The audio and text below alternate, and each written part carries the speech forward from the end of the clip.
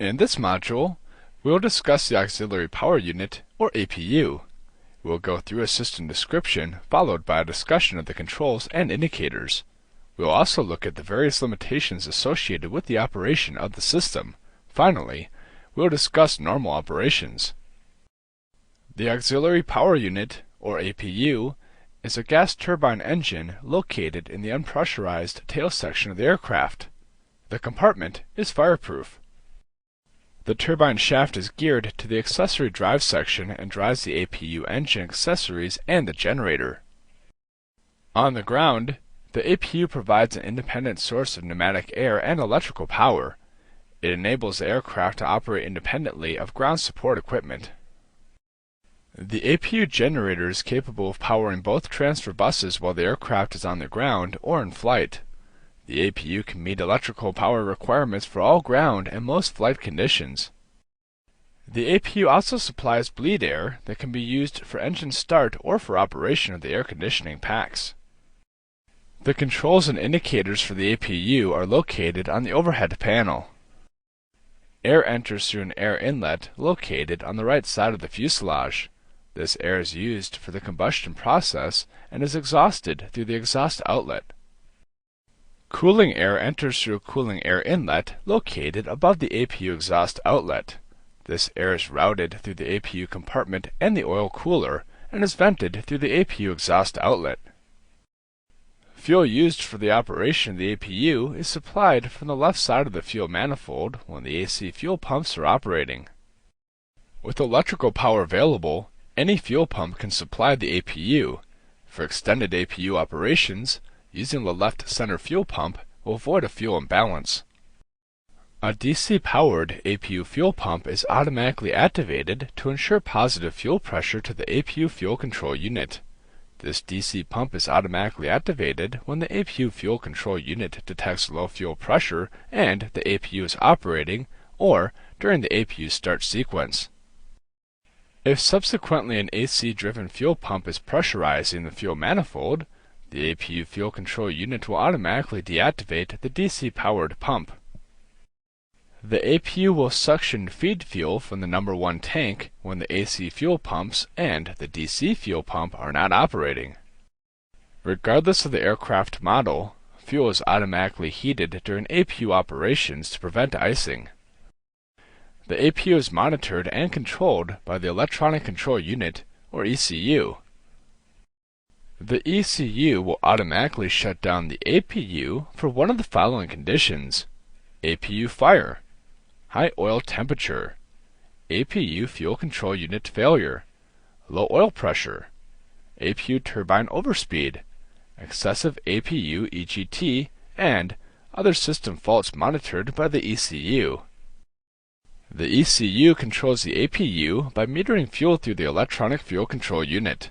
The ECU monitors both the APU turbine speed and EGT and maintains these two values within limits by reducing electrical or pneumatic loads. We will now look at various scenarios. The APU will attempt to maintain a full electrical load while the aircraft is on the ground. Should the electrical load exceed a certain value, the APU ECU will shed the galley buses first, followed by both of the main buses if the electrical load is still excessive. During engine start, the APU ECU will shed electrical loads if the EGT exceeds a certain value. If this load shedding fails to reduce the APU EGT, the system will reduce the bleed air supply in an effort to reduce the APU EGT. If the electrical and bleed air demands raise the APU EGT above a certain value other than during an engine start, the APU ECU will move the inlet guide vanes to the closed position. Bleed air extraction is reduced to maintain the electrical load. If the APU is the only source of electrical power while the aircraft is in flight, all galley buses are automatically shed. This will cause the galley switch to trip to the off position. If the electrical load is still excessive, the APU ECU will shed the main buses until the electrical load is within limits. We will now discuss the APU controls and indicators. The APU control panel is located on the overhead panel. An APU ground control panel is located on the aft bulkhead of the right main gear wheel well. This panel will be discussed in the fire protection module. Let's take a closer look at the APU control panel in the cockpit. The APU is controlled by the APU Start switch. This switch has three positions: off, on, and start. The switch is spring-loaded to the on position when it is out of the off position. There are four indicator lights on the APU panel. These are the maintenance light, the low oil pressure light, the fault light, and the overspeed light. The blue maintenance light illuminates whenever the APU requires maintenance, including low oil. The maintenance light is armed when the APU switch is out of the off position. Illumination of the maintenance light will not cause the APU to shut down. The APU may be operated up until the time the low oil pressure light illuminates.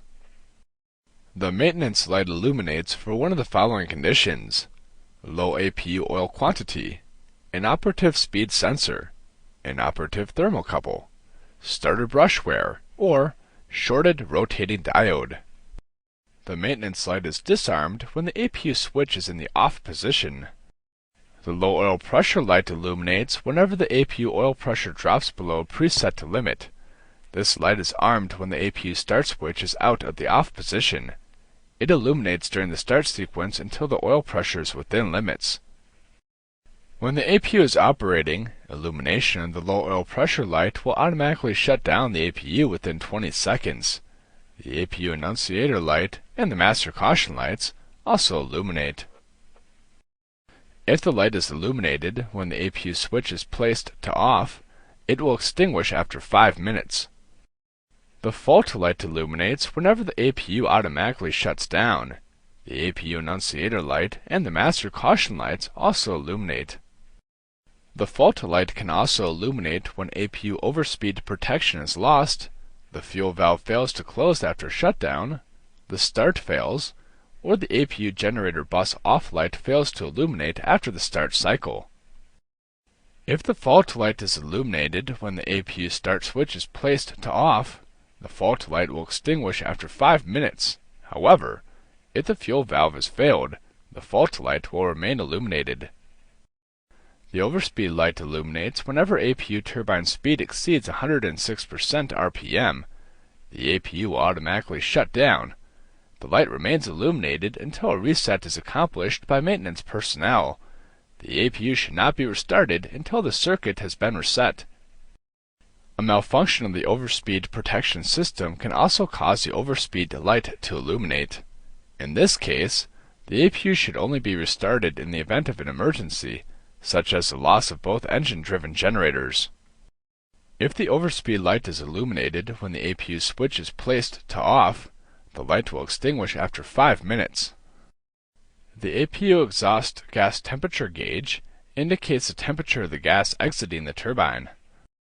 APU generator information can be obtained by placing the AC meter selector on the electrical panel to APU generator and reading the AC amperage on the digital AC ammeter.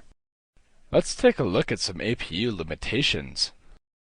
The APU can power both AC transfer buses while the aircraft is on the ground or in flight. In flight, both galley buses are shed if the APU is the only source of electrical power. If a takeoff is made with the APU generator powering both generator buses, the APU generator will continue to power both buses after takeoff. The engine generators will automatically come online if the APU shuts down. On the ground, the APU can supply pneumatics to both air conditioning packs. In flight, the APU can only supply pneumatic air to one pack. From sea level and up to 10,000 feet, the APU can supply one pack and both transfer buses. Between 10,000 and 17,000 feet, the APU can supply either one pack or both transfer buses. Above 17,000 feet, up to 41,000 feet, the APU can only supply electrical power to both transfer buses. APU generator loads are limited to 150 amps on the ground and 125 amps while in flight. The APU should be operated for 1 minute after start prior to using APU pneumatic air. In the event that the APU fails to start, you can attempt a maximum of 2 starts on the ground and 4 in flight.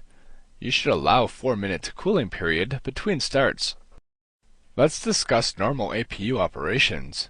We'll first start with the APU Start. The first step is to perform a fire test. This topic is covered in the Fire Protection module. The APU fire handle should be checked in the down position, and the APU fire handle in the wheel well should be in the up position.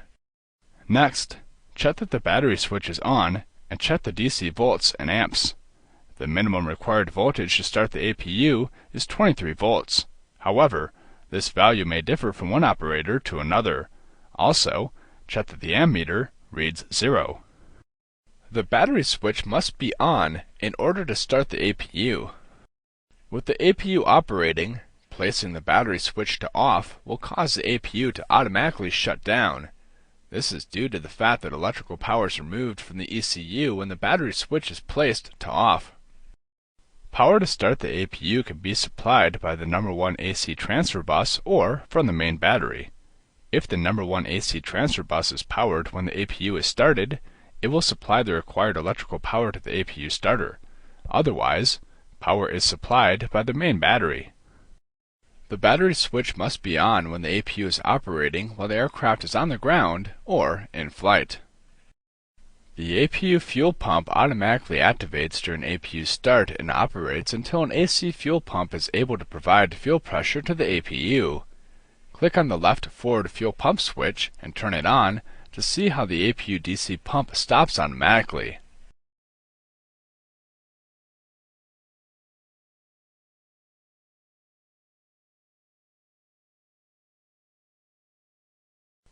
The APU is started by momentarily placing the APU switch to the start position. When the switch is released, it automatically returns to the on position. This action will start a 120-second timer, isolate the battery charger from the battery, illuminate the low oil pressure light, open the APU air inlet door. The door normally opens in 8 seconds. Open the fuel shutoff valve on the left rear spar, and engage the starter when the air inlet door is fully open. At 7% RPM, an oil pressure switch opens the fuel solenoid valve and starts the ignition. The low oil pressure light extinguishes when the APU oil pressure reaches between 30 and 40 psi. This normally occurs around 30% RPM. Ignition is cut out at 60% RPM, and the starter cuts out when the APU speed reaches 70%. In addition, the 120-second timer is deactivated. However, if the APU RPM does not reach the 70% RPM within 120 seconds of placing the APU switch to start, the timer will abort at the start and illuminate the low oil pressure and fault lights. The APU is considered to be operational when the APU speed is at least 95% RPM. The APU generator off-bus light illuminates to indicate that the APU is ready to accept electrical and/or pneumatic loads. The APU should be operated for 1 minute prior to using APU pneumatic air. The APU is shut down by placing the APU switch to the off position. Click on the APU switch to shut down the APU. Positioning the switch to off while the APU is operating will automatically close the APU bleed valve. The APU will continue to run for a 60-second cooldown period. Following this cooldown period, the APU will automatically shut down. The APU air inlet door and the fuel valve automatically close after the APU shuts down. In an emergency, you can shut down the APU and bypass the 60-second cooldown period by pulling the APU fire handle. Positioning the APU switch to off while the APU is running will trip the APU generator breaker and extinguish the APU generator bus off light. The APU fuel valve and the air inlet door will automatically close when the APU speed decreases below a certain value. This concludes the presentation on the APU.